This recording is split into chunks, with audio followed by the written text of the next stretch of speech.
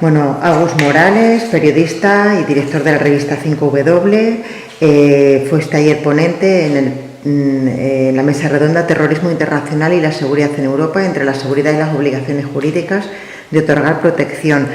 ¿De qué hablaste en tu intervención? Sí, yo en realidad quise darle la vuelta al concepto de seguridad y relacionado con Europa, y lo que hice es hablar de que yo considero que es uno de los grandes problemas de seguridad que tiene Europa, que es la seguridad de los refugiados, ¿no? De la población refugiada que intenta llegar a Europa. Estamos viendo que el Mediterráneo, que es una de las fronteras más tecnificadas del mundo, es el escenario de la muerte de millones de personas, ¿no? Este año casi 3.000 personas han muerto en el Mediterráneo.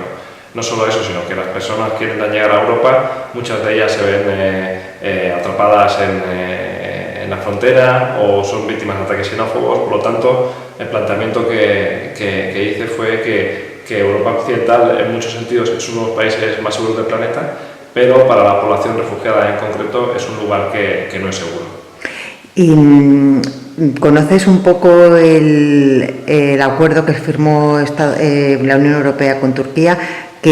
Como periodista, ¿qué opinión te merece? Bueno, en primer lugar es un acuerdo que creo que hay muchas voces legales que coinciden en que es un acuerdo ilegal.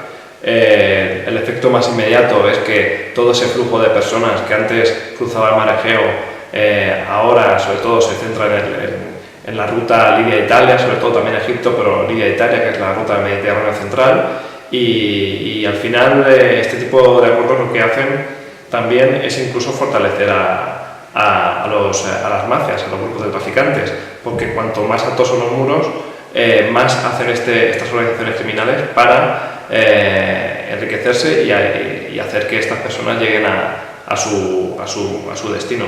Así que bueno, es un acuerdo que ha sido, yo creo que la opinión pública aquí también en España está bastante en desacuerdo con este acuerdo, y pienso que está teniendo hasta ahora consecuencias nefastas.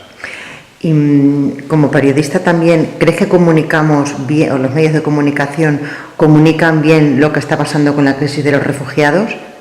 Yo creo que se han escrito grandes reportajes, se han publicado, se han efectuado también productos audiovisuales muy buenos sobre la llegada de refugiados a Europa.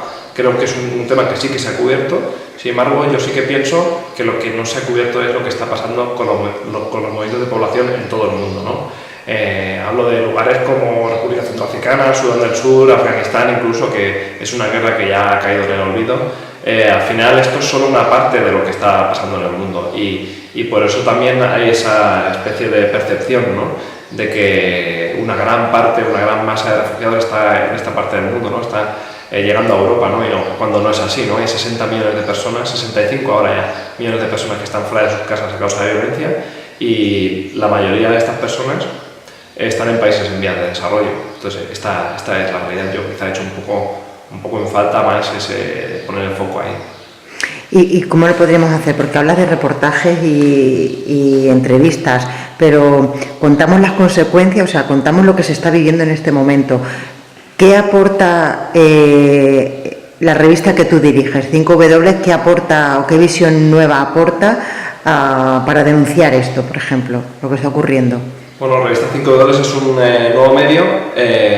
Yo considero que para que un nuevo medio tenga sentido tiene que aportar un valor añadido, cubrir o hacer cosas que otros medios, por el motivo que sea, no hacen.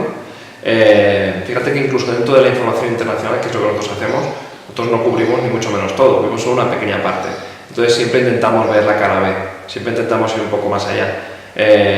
Intentamos hablar de escenarios que quizá no están tan de moda. En algún sentido a veces vamos contra la noticia, ¿no? Y a favor de la crónica. Al margen de si es un tema de máxima actualidad o no, nos quedamos ahí un tiempo. Siempre también otro valor que intentamos aportar es estar en el terreno, estar donde pasan las cosas, dar esa mirada fresca desde donde está ocurriendo, y luego a partir de ahí, con toda la honestidad de la que somos capaces, pues contar lo que está sucediendo, sin estar sometido a una agenda mediática.